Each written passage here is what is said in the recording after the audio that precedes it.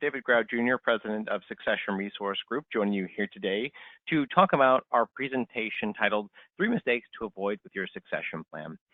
Excited to talk about this particular topic because it's one that I think every one of you listening here today is going to deal with either in the next couple of years or at some point in your career. Because the one thing you all have in common, that we all have in common, frankly, in the financial services industry, and is true of all small business owners really, is we're all leaving this business, horizontally or vertically. It's coming.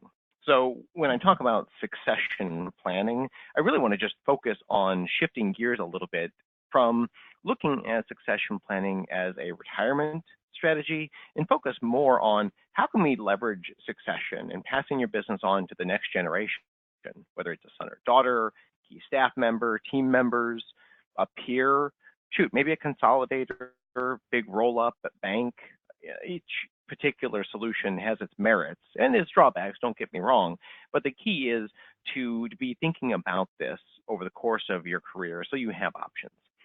You can see my lovely picture there in background up on the screen. For those of you that haven't had the opportunity to work with us on some type of project before, Succession Resource Group is a boutique consulting firm that is dedicated to working with financial service professionals to help you figure out your transition plan. Now, again, that's going to mean something different for each and every one of you, but the key here is we've got enough experience with our entire team. You can see the team on our website, successionresource.com, under the About Us tab.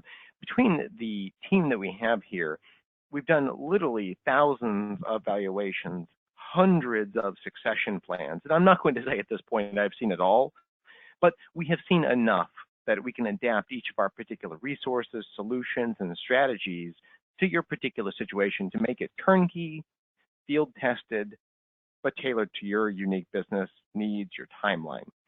So that's a little bit of background on us.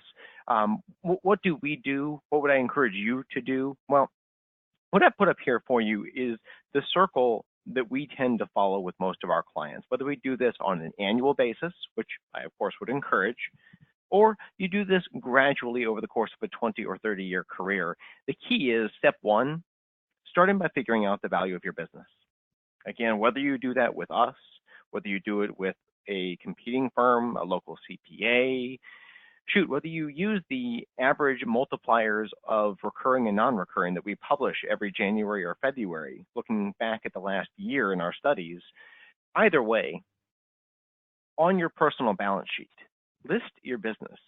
My guess is, even if you just use those average multiples that we give you throughout the year, we're not going to have them in today's presentation, but they're available on our website. They're available in many of our reports that we put out periodically. My guess is if you use even just those average multiples, and I know nobody today here on the phone is average, but even just those average multiples, you'll find using the recurring and non-recurring multiples, your business is literally probably your most valuable asset.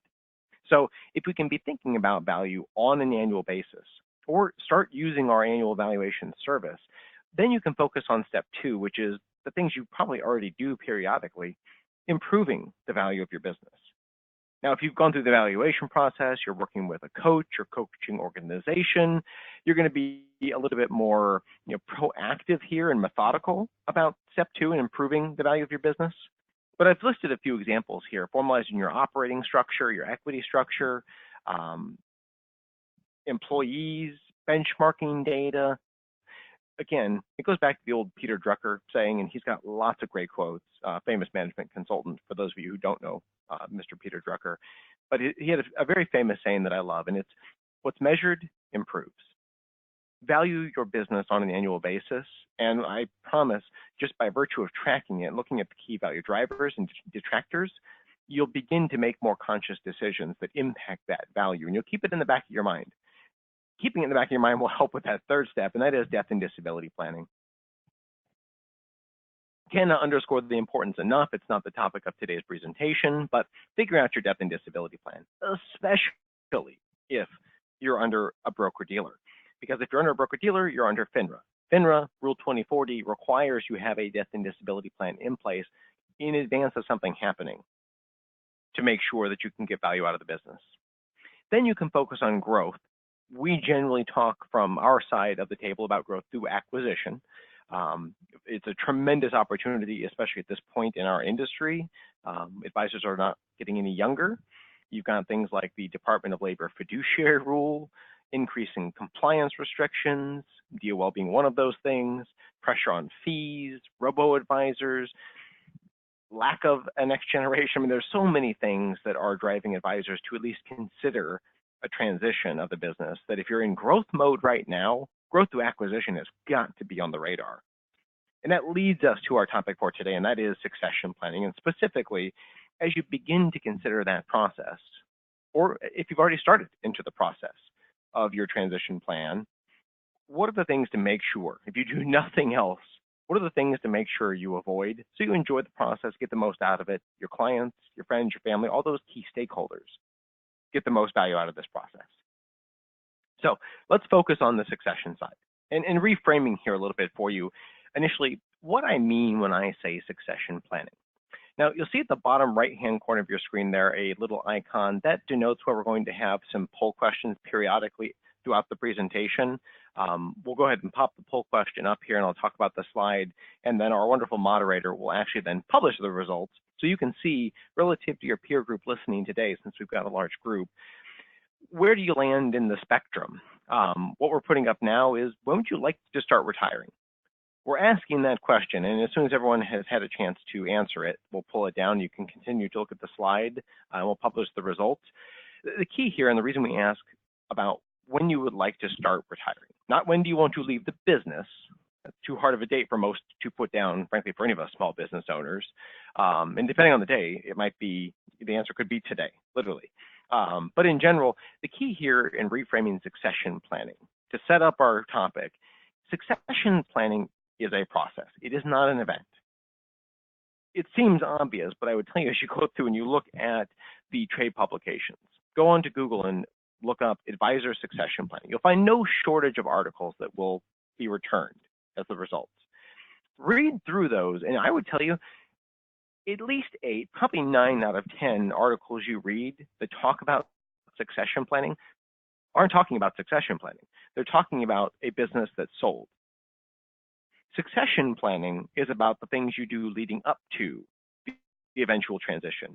Now, those transition events for you may happen gradually, incrementally over time, which we'll talk about today.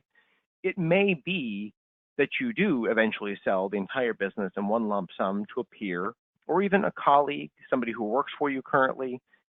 But that is the sale. The succession plan is all the stuff you do leading up to it. So when you look at the slide that I have up here for you, succession planning should start at or shortly thereafter the inception of the business. Now, I know most of you listening in today have been in business for many, many years, but the key here is start with the end in mind. Focus on building a business that doesn't need you. Throughout that process, you'll find you will build a succession plan sort of by default, just by virtue of focusing on a business that can actually coexist or exist without you. So, focus of our presentation, what we promised we would deliver to you, the 3 biggest mistakes. Here they are. Number 1, a business built on you. Now, that from a succession perspective is a challenge, and in a professional service industry, the financial services space, but also accounting, insurance, risk protection, all of these industries are fit into that professional service category, and by default, start by being built around you. That's the nature of the business. Clients are there for you, your expertise, your advice, your personality, your skill set. Over time, though, it is very, very easy to find yourself closer to retirement with a business that still really sort of circles you as the star in the practice. Now, you might build out your team, a wonderful assistant or receptionist, maybe a part-time bookkeeper, but what you end up having as you get closer to retirement is a business that really needs you to be there to grow and operate on a day-to-day basis. Makes succession planning very, very challenging and impacts the value of your business. Number 2, misunderstanding the options. Goes back to my example of reframing what succession planning is or should be to you as a small business owner. Huge mistake by so many professional providers of retirement services that they don't focus on their own business and figuring out what their different strategies could be, what the pros and cons of each one is, and then deciding proactively how they want to leave their business.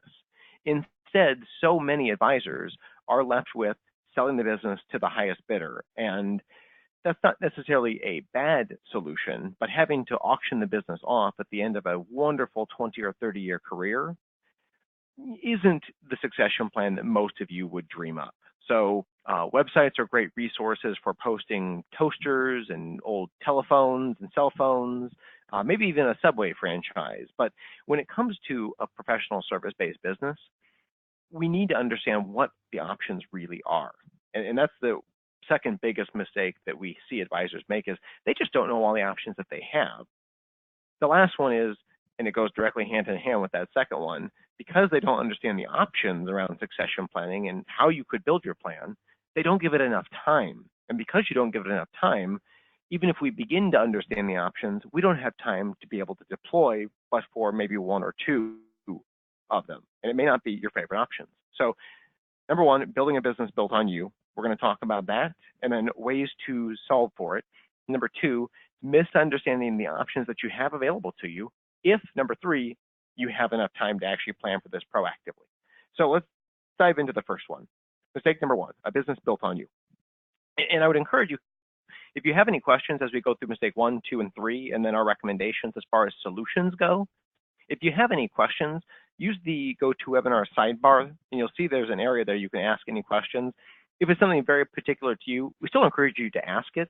We'll just take care of it offline and get back to you one-on-one. If it's something that is more appropriate for the group, we'll also make sure at the end of this presentation that we can get to the Q&A and answer those questions.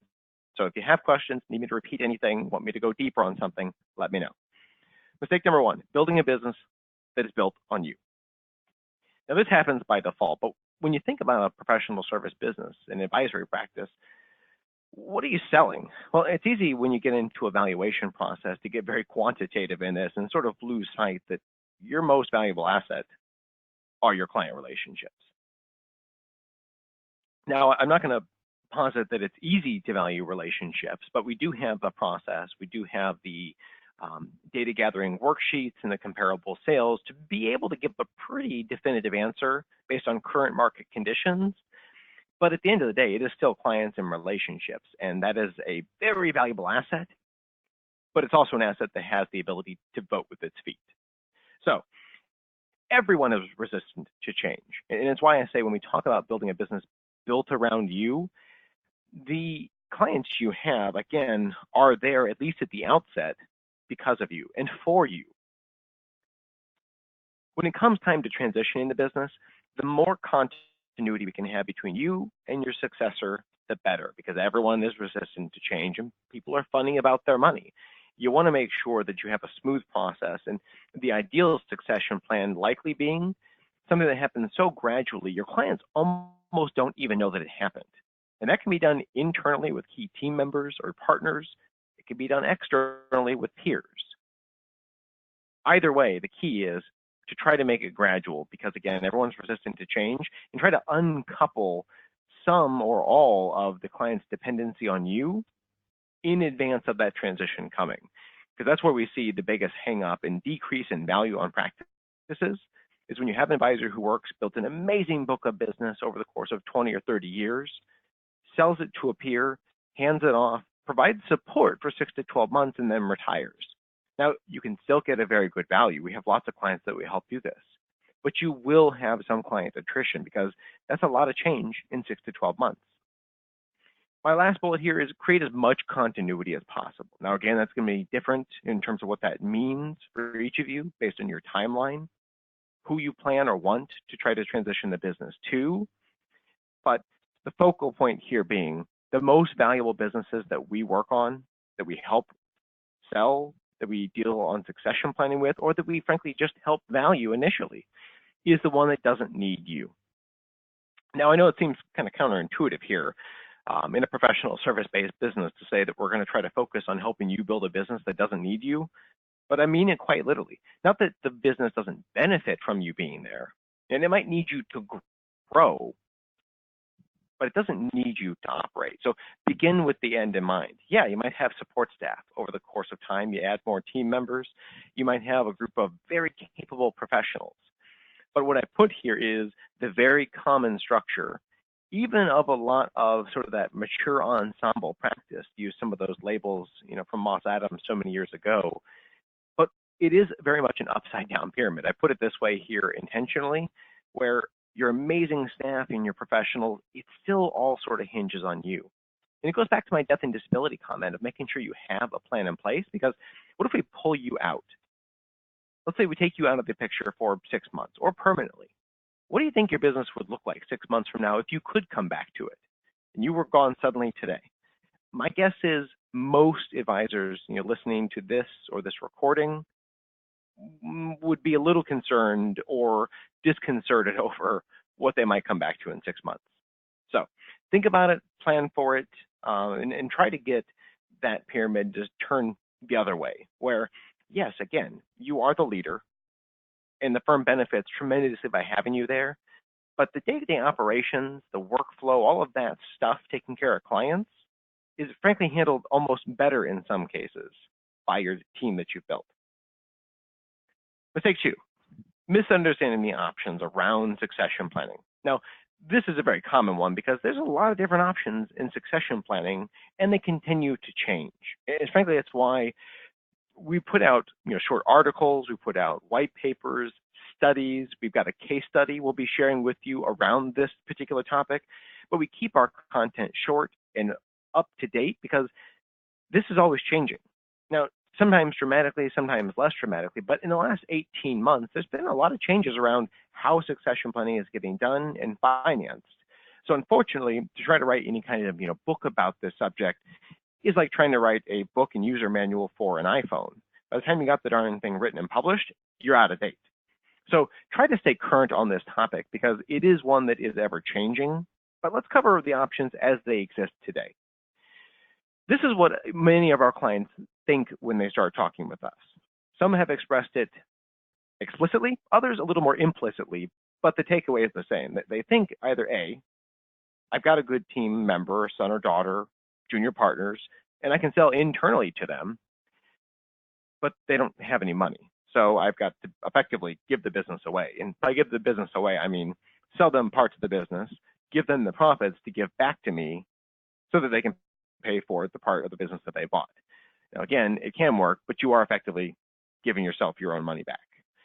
Or I don't love that strategy, so I'll look at maybe an external deal that might retain my key staff, but then I've got to retire because no one's going to buy my business and keep me around. Don't like A, don't love B, at least not right now, so I'll go with C, do nothing, or die at my desk. And I know, actually, looking at the names that have registered here, I've heard some of you listening today literally say that you plan to die at your desk. Now, for different reasons, I'm sure, it may not all be that you don't have a succession option that is ideal, but in many cases, the answer, die at your desk, is a default option because we don't have a good solution for succession planning. Again, succession, to hammer this home again one more time, is about how your business continues on without you. Now, again, the key here is when I talk about understanding the options around succession planning, not about when you sell the business necessarily or how you sell the business, but the things you do leading up to who ultimately takes over as you slow down, knowing that you're going to slow down. So if we can focus on it more as a growth strategy long term, there's more options than we've ever had before, in large part because there's actually some financing that helps sort of grease the proverbial wheels. So number one would be an internal incremental sale, where you might sell a 30 or 40% stake in your company to existing team members or professionals that you have there now. You would then finance that incremental purchase using external bank financing, transition that small portion of ownership, but take some chips off the table in terms of cash value today, and then again, plan out the next 5 to 7 years or whatever your time frame looks like, but selling the business in pieces, but pieces of equity in your S Corp, LLC, your C Corp. Now, again, if you're under a broker-dealer, the internal incremental sale is made a lot easier by virtue of having some type of formal equity structure in S Corp, LLC in most cases, but setting those structures up, using them properly so that you're compliant with the IRS, not the easiest thing in the world, but we can help make it pretty easy and turnkey. You just need industry expertise. Second one is a bit simpler version of the first one, and that is selling increments of the business over time so you can ratchet down your investment of time and effort in the business, but not have to turn it off wholesale, is a partial book sale strategy where you do some client segmentation, and how you divide it up is entirely up to you, but you divide your clients into, let's say, A, B, and C clients. If you've got a coach, they probably have already helped you do that. But dividing your clients up into A, B, and C clients is very, very helpful in terms of developing client service models. But it's also important from a partial book sale and succession strategy, because if we can sell your junior advisor or a junior advisor outside your organization, but let's say inside your network, same custodian, same broker dealer, we sell them the C clients, or maybe the B and C clients, depending on how much you want to cut back. Because my guess is most of you listening here today have that Pareto's rule of 80-20 in your business. 80% of your revenue comes from 20% of your clients. Sell the 80% of the clients that produce the 20% of the revenue. It's a great way to sort of test the waters with a potential successor, see how they do, and do so before you hand off those A clients. And you think, well, who in the world wants my C clients? There are advisors out there that are in growth mode. They're in their mid to late 30s. They've been working to grow a book of business. Now, do they want your C clients? I would tell you in many cases, yes, actually. But even if that isn't their target client demographic at this point, they want the C clients to audition for your A and B clients when you're ready. Who are you looking for on a partial book sales strategy? PhD, poor, hungry, and driven. There are a lot of those advisors out there. My guess is inside your network. This is a great strategy to slow down, transition the clients, and have very, very high retention rates. These are my two incremental strategies. My third one here is a merger or some type of join or joint marketing arrangement where we work alongside your peer, your successor, to ensure that we can have you be able to continue to work, have you be able to slow down on your terms, but all at the same time, being able to still make sure your clients get taken care of, their needs get addressed. And that's not easy to do without some type of internal incremental transition plan.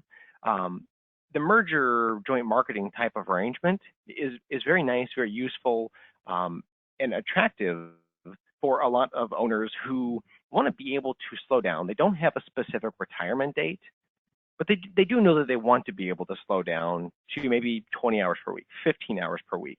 They want their clients to continue to get taken care of, and they want flexibility. But they don't necessarily have the next generation of ownership on their team. And that's why that merger or joint marketing arrangement with a peer works really, really well, because you can still do a graduated transition that allows you to slowly exit, allows you to reduce your workload, but not have the business model that you built suffer as a result.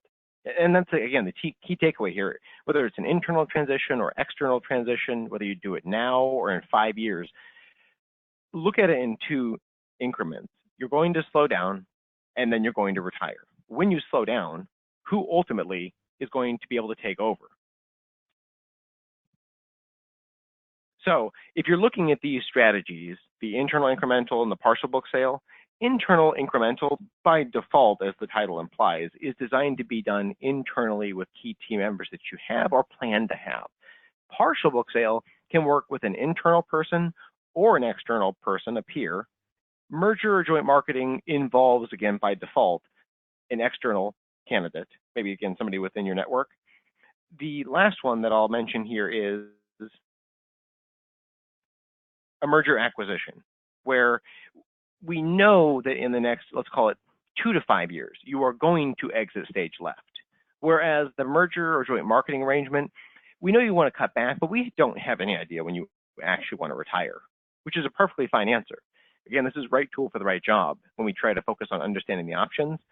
So the merger acquisition involves you selling, let's say, me the business today. I'm your successor, I am a peer, and I buy your business. However, the reason we call it a merger acquisition and why this is such a popular solution and getting used so much, especially for people who don't have the internal next generation that can or want to buy the business, or that are able to, frankly, at this point. The merger acquisition strategy involves you sell your business to me. I acquire the whole business today, but I give you 50%, for example, in cash at closing. I then give you an employment or contractor agreement to continue to work for maybe 2 to 5 years after I've bought the business at a reduced capacity, where you plan to work maybe 15, 20 hours per week, either as a service professional, maybe being on the investment committee, or being a rainmaker, going out and generating new business, or maybe some combination of all three. It's going to vary from person to person, but figure out the part of the business that you actually love to do, and then offload everything else through the sale process. So the merger acquisition involves you selling the whole business today, but not going anywhere. So it is an acquisition, but to the clients, it looks like a merger, hence our label here. And the last one I'm going to put up here just as a token nod that it is your safety net. It is going to be there at least for the next couple of years is an option, just the straight buyout.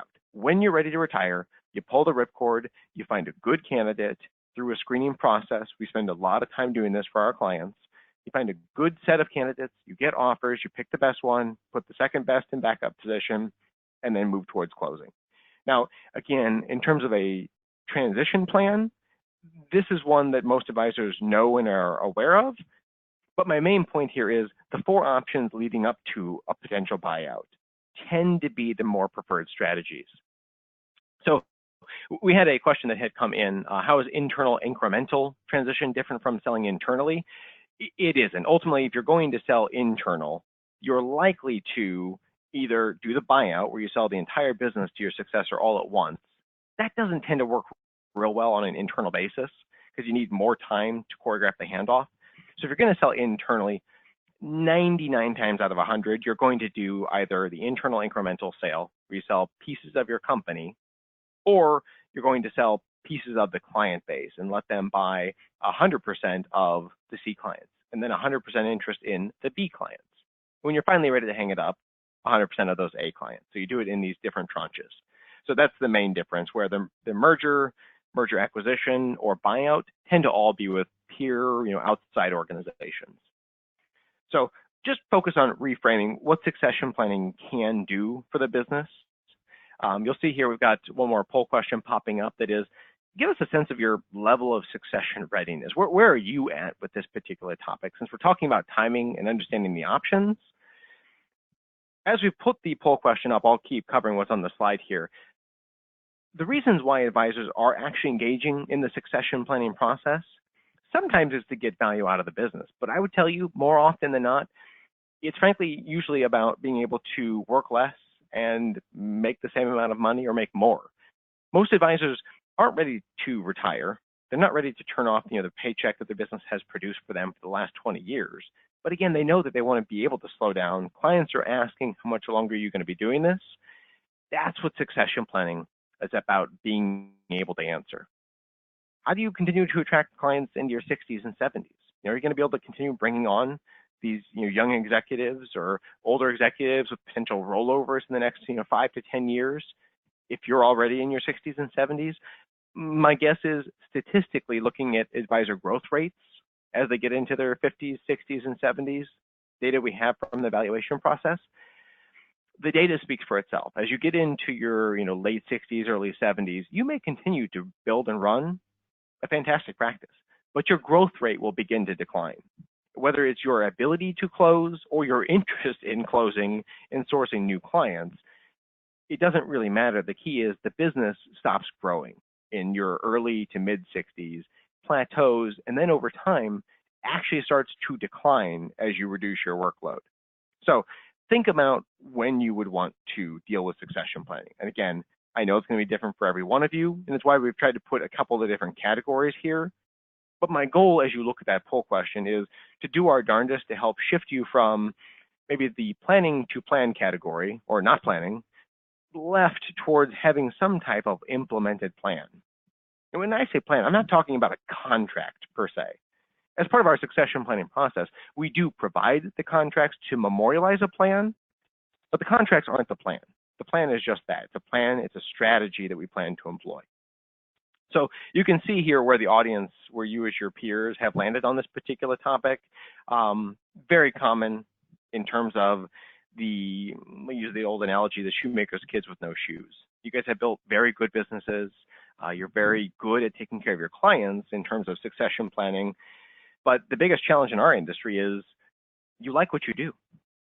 So getting you to plan for your retirement and to leave a business that, frankly, you may not love all the parts of your business day to day, compliance, employees, the adult daycare, but there are parts of your business that I know you like, taking care of your clients, handling their investments.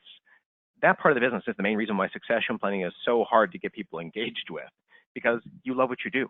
I hear it all the time. David, I hear you on succession planning, but retire from what? I don't work that hard as it is. I've got a good team in place.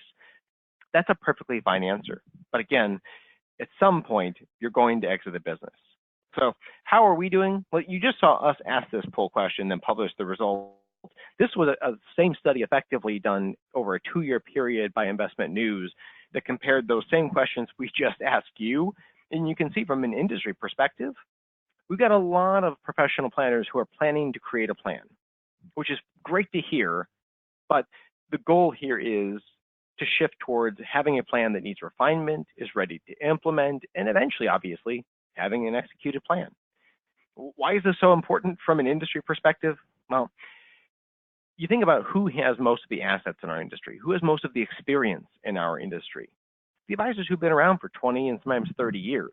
If you don't have a succession plan, which most of our industry doesn't, how do you, over the course of, let's say, a 6 to 12-month transition during a buyout, how do you transition all of that knowledge to the person taking the business over? Short answer is you don't. So from an industry perspective, value of your business aside, from an industry perspective, we've got to figure out how to create more gradual and incremental transitions, the transition, not just the value of the business, but the intellectual capital that you have accumulated over the course of a career. So let's try to shift you from that planning to create a plan category that so many of us are in to needs refinement, ready to implement, or actually having a plan to deploy. Our third issue is timing. When should you begin this process of transition planning? Well, here's my couple of takeaways. You love what you do. I've said that before. I said it earlier. You can, frankly, perform the core functions of your job oftentimes well past where you maybe originally planned to or where your spouse might want you to. And again, the question we hear all the time, retire from what? I love what I do. Well, when we talk about succession planning here, plan A that people lay out for me oftentimes is hire and train my successor. And this is a great plan, actually, if we have enough time. And that's the key here is to hire and train my successor, followed by the fact that you plan to retire in the next 2 to 3 years. Your retirement plan might as well be buying a lottery ticket, because the odds of being able to find, hire, and train a capable successor, the odds aren't in your favor. Let's start there. I mean, it's hard enough to find good team members, good staff members, good professionals.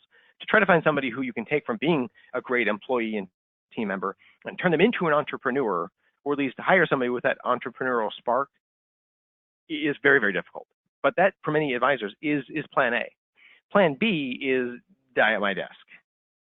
At the end of the day, if I can't transition internally to one of these people, then I'm just going to do it for as long as I can, and then eventually I'll figure it out, which leads to plan C, which is the sell the business and walk away from it.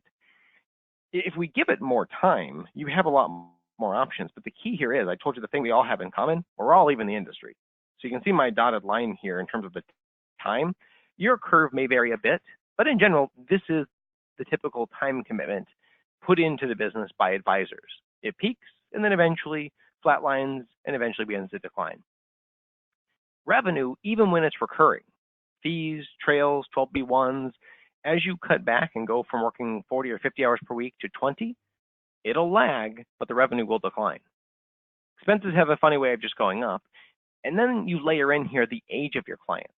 Let's say here you are at age 55, pretty even bell curve, a little bit older client base, which is normal in our industry. Fast forward 10 years. Now we're 65. We're cutting back in terms of our time. Revenues may be flatlined or begun to decline slightly because of things like RMDs.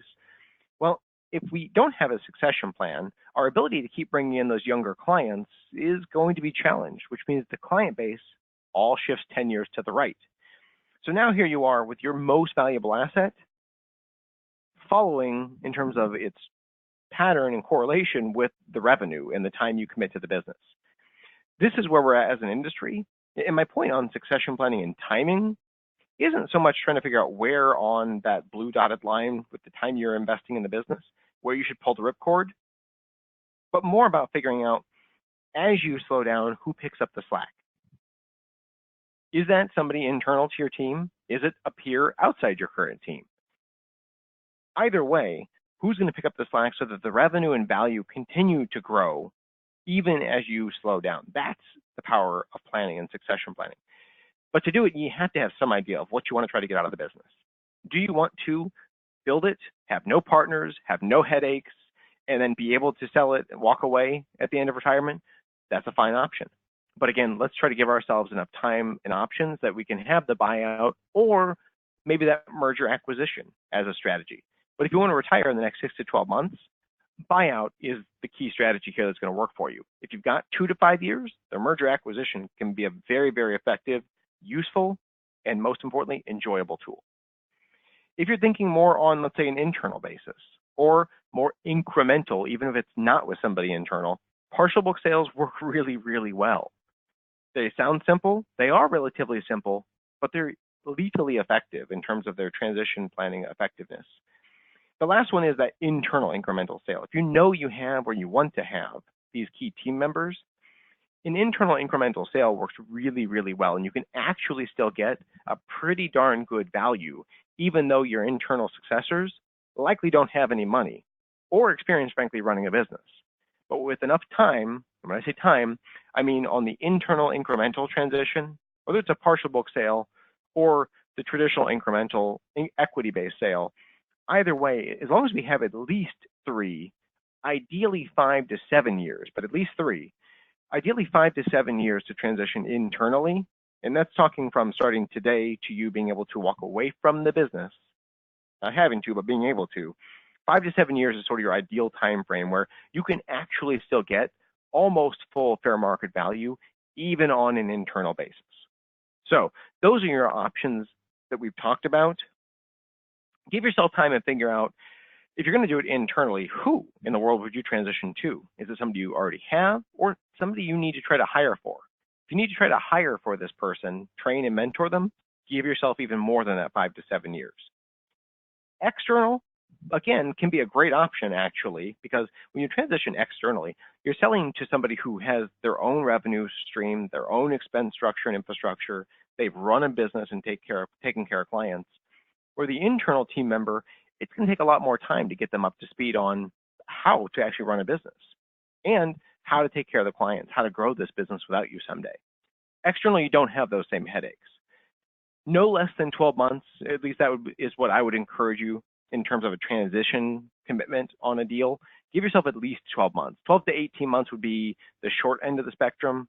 But like all things, the more time you can give this process, the more options you're going to have, the more clients you're going to retain, the more value you're going to get out of it. So our 3 solutions for successful succession planning, this is the antithesis of what we started with, our 3 mistakes. Number 1, focus on building a business that doesn't need you. Keep that in the back of your mind as a recurring theme over the course of every month, quarter, year that you're running your business, as you're hiring people, as you're building your CRM and your workflows out. Figure out, what can I be doing differently to make this business not dependent on me? Because I would tell you the ideal succession plan for most of our clients is they can spend time in the Keys or Alaska fishing or on the pontoon boat with the grandkids, but still have a corner office to come back to and know that the business is still thriving and successful. 2, consider your options, your goals, and all the key stakeholders in the business.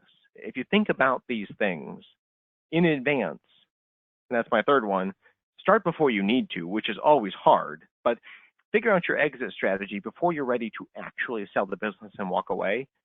Even if you know that your plan is in 3 years, you want to sell the business and be able to walk away, if you know that that's 3 years out, the things you can do in the next 2 to 3 years can have a huge impact on how successful that eventual buyout actually is. So build a business that doesn't need you. Consider your options. You've got a lot of them. Again, depending on your time frame. And as you get closer to that retirement date, you have less and less options. So give yourself time so you can enjoy the process. I put up here on the screen for you some of the ways we can help you with this. Again, you know, every succession plan, every advisory business is going to be a little bit different. But whether it's valuation today to help you plan for the future, whether it's the business formation or contingency planning, either way, there are things you can and should be doing today that will be ultimately the architects of your succession plan and future down the road, by default or by design. Our goal is to be a partner with you through this process and get a chance to help you proactively engage in this conversation before you're ever ready to actually walk away from it. So the last thing I'll leave you with here before we get to the Q&A session, if there were any more questions that we didn't get to during the presentation, is succession planning can and should be more about growing than it is about going. Now, again, your business is your baby. It's probably your most valuable asset. The key here is to make sure that when you decide to leave, and you will, that you get to do it on your terms. So with that, we're going to go ahead and wrap things up here. I don't think we have any additional questions that were perfect for the entire audience, but any questions that you will all ask that were, again, more personal in nature, we will make sure to get back to each of you individually. You can also see, I put up on the screen here for you, October 25th here, so coming up in about a month, we've got our next webcast that we'll be doing for you live, titled Behind the Scenes, 3 Successful Deals. So we'll be following up with you after this presentation to share with you a case study on succession planning done right, what their issues were, how they effectively solved for this particular topic. This upcoming webinar is going to actually get into sort of 3 live case studies of successful deals, what really led to a positive and successful outcome. And by that, I mean, everyone sort of got what they wanted. It was a win-win, and they had a very, very high, if not 100% client retention rate. That's how we measure success. If you'd like to just be notified of upcoming events, practices for sale, articles, some of the information and studies that we put out, you can also use the link that we put up here on the screen, visit our site and get signed up for the newsletter that comes out, I want to say quarterly, and then periodically the new practices that are for sale that we have somebody looking for a successor. So the only question we have that I did want to address, how do you convince an owner who never thinks he's going to retire that this is critical? That's a challenge. Again, to try to convince the owner that this topic is important really begins with trying to hammer home the idea that they are going to eventually leave the business. So if we can at least maybe start with planning for death and disability, it's one of those things where if the owner doesn't plan to or think that they're ever going to retire, again, we know that they're going to, but if they don't think they're going to because they love what they do, the key is to engage them in something that they effectively can't say no to. And death and disability a lot of times is a good way to start framing that conversation, because that's one of those things you don't have a lot of control over. And if something ever does happen suddenly, if they have, let's say, you as the person who asked the question, as one of the key professionals in the organization, and they would want their clients to go to you versus just somebody else on the network or go find a new advisor, start by talking about that first short-term death and disability question of what happens if you're ever gone for 6 months or 12 months or permanently? Do we have that box checked at the very least? Once you can engage in that conversation, then you can shift gears to the longer term. You know, hey, what if you don't die or become disabled? What does the retirement strategy look like? You know, how can we make sure to figure out an equity strategy that works well for both parties? Because if you do have an owner who doesn't want to leave, that's not necessarily a bad thing, but the challenge is if they never share equity with anybody, they just have their team member and they plan to die at their desk, over time, that next generation is eventually, you who asked the question, you're going to get to a point where it almost starts to make more sense as they check out of the business to just simply walk across the street, get your own office, get your own software, because the barriers to entry in this industry, they aren't great if you've got a couple of years of experience. So the key is the succession plan can be more about figuring out how exactly you can retain or be retained, how they can retain you, and align everyone's goals short and long term.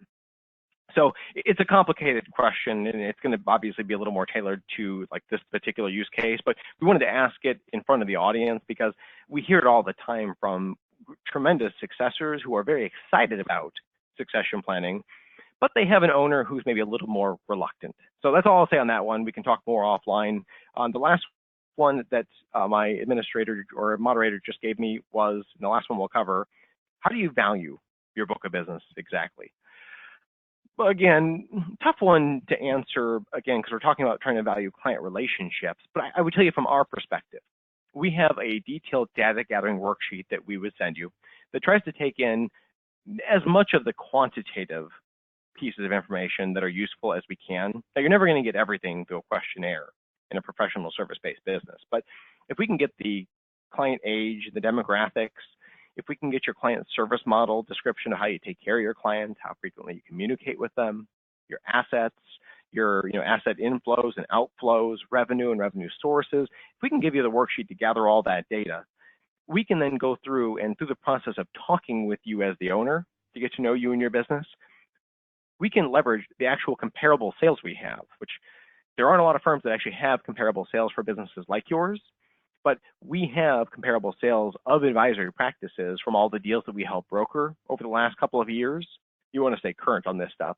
But using those comparable sales, we can line your practice up, much like a real estate appraisal, just more detailed. We can line your practice up next to the 20 or 30 comparable sales of businesses just like yours and use the various metrics from those practices that have sold and how you correlate to them to make adjustments positively or negatively to get to a market-based value, which is helpful because it's a lot less subjective. We can also do an appraisal for larger businesses where we actually do more of a discounted cash flow analysis, but that's a much longer and involved process, more costly, and has a lot of subjectivity to it. So my short answer would be we would use our market-based, our financial advisor comparative market analysis service to help you figure that out.